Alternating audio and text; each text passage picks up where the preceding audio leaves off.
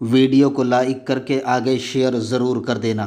اس جوان نے جیسے ہی پوچھا ایک بزرگ سے، چچا یہ بتاؤ یہ کس بزرگ کا جنازہ ہے جس کی بنیاد پر پورا محلہ رو رہا ہے، آنسو بہا رہا ہے؟ تو اس شخص نے غصے کی بھریلی آواز میں کہا، ایک لڑکے نے اس لڑکی کو صبح کے وقت تک لیا تھا کل۔ اللہ اکبر، یہ ہمارے محلے کی پاک دامن بیٹی کل بازار گئی تھی اور لڑکے نے کسی نے تک لیا اور آنکھوں کی تعریف کر دی، تو اس لڑکی نے اس لڑکے کو اپنی آنکھیں کاٹ کر کے بھیج دی کہ جو آنکھیں مردوں کو میرے حسن میں فریب میں مبتلا کرے، فتنے میں مبتلا کرے، وہ آنکھیں مجھے نہیں چاہیے۔ یہ میرے محلے کی باغیرت بیٹی نے آنکھیں کاٹ کے اس لڑکے کو بھیج دی۔ پتہ نہیں وہ کون لڑکا تھا، لیکن آنکھیں تو کاٹ دیا جذبات میں آ کر، حیا کی حفاظت کے لیے، پاک دامنی کے لیے، لیکن پوری رات درد سے تڑپتی اور بلکتی رہی۔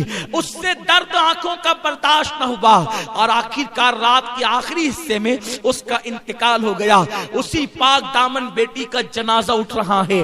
حسن نام کا وہ شخص پلٹا یہ سوچ کر کے، حسن تیری وجہ سے کسی کی آنکھیں نہ گئی بلکہ کسی کی جان بھی چلی گئی۔ اور حسن نے اس دن کے بعد سے اللہ کی بارگاہ میں سچی توبہ کی، اور جب توبہ کی تو یہ کہا، مولا اب کسی عورت کو دیکھنا تو دور کی بات، کسی لڑکی کو دیکھنا تو دور کی بات، میں ٹکٹکی باندھ کر نظر بھر کر اب کسی مرد پر بھی نظر نہیں ڈالوں گا۔ اور جب اس نے سچی توبہ کی، اسی جوان کو اللہ نے حسن بصری بنا دیا اور ان کو بلند مقام عطا کر دیا۔ اے خاتون جنت کی کنیزوں، میں تم سے پوچھنا چاہتا ہوں، کل کی بیٹیاں اپنی آبرو کی کیسی حفاظت کرتی تھی، اور آج کل تو معاذ اللہ عورتیں مردوں کی قطار میں کھڑی ہونا چاہتی ہے، عورتیں استغفر اللہ جو ہے وہ بے پردہ باہر نکلتی ہے، عورتیں بازاروں میں جاتی ہے۔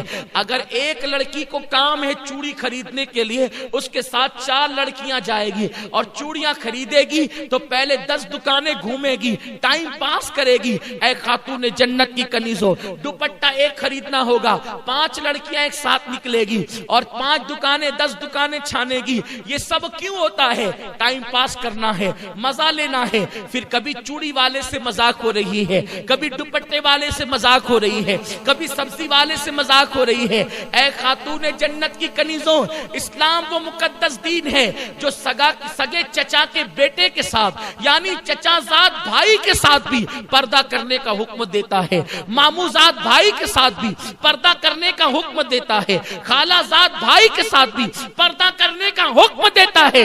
جب چچا کے بیٹے کے ساتھ ہنسی مذاق کرنا جائز نہیں ہے تو کسی چوڑی والے کے ساتھ، کسی کپڑے والے کے ساتھ، کسی سبزی والے کے ساتھ ہنسی مذاق کرنے کی اجازت کیسے ہو سکتی ہے؟ یہ فتنے جو پیدا ہو رہے ہیں، یہ شریعت مطہرہ سے دوری کی بنیاد پر، یہ اسلام سے دوری کی بنیاد پر۔ اس لیے خاتون جنت کی کنیزوں، میرے آقا مصطفیٰ جان رحمت نے فرمایا، اگر عورت اپنی پاک دامنی کی حفاظت کرے، حیا کی حفاظت کرے، اللہ اس کے لیے جنت کے 8 دروازے کھول دے گا۔